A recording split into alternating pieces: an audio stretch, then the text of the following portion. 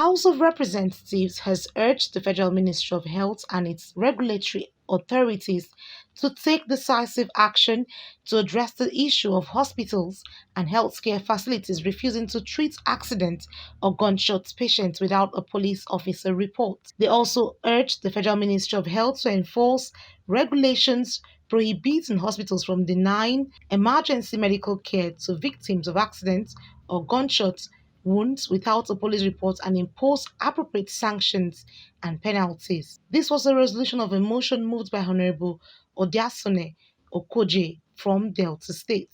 The lawmaker expressed worry that the refusal of hospitals to treat patients without a police report is a direct violation of the principles of medical ethics, professional conduct, and the universal right of individuals to access health care. He notes that this discriminatory practice disproportionately impacts vulnerable populations such as minorities and the poor, who are more likely to experience higher rates of accidents or gun-related incidents. The House notes that the provision of Section 1 of the Compulsory Treatment and Care for Victims of Gunshot Act 2017 provides that every hospital is to receive and treat victims of gunshot wound with or without police clearance and or payment or any initial deposit, but are duty bound to report to the nearest police station within hours of commencement treatment on the victims. In another development, the House of Representatives urged the Executive Secretary of the National Commission for Persons with Disability to revive compliance activities of the Commission, look into the affected grey areas, and actively operationalize the working framework of the Act accordingly.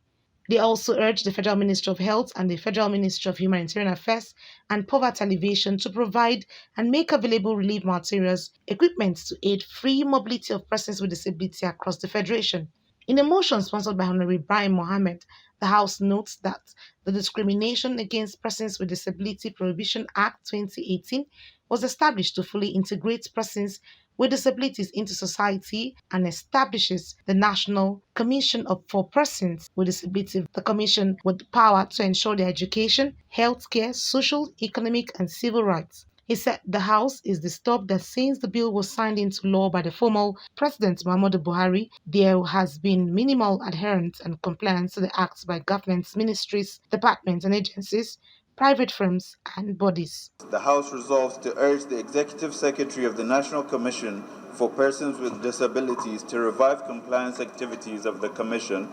look into the affected grey areas, and actively operationalize the working framework of the Act accordingly.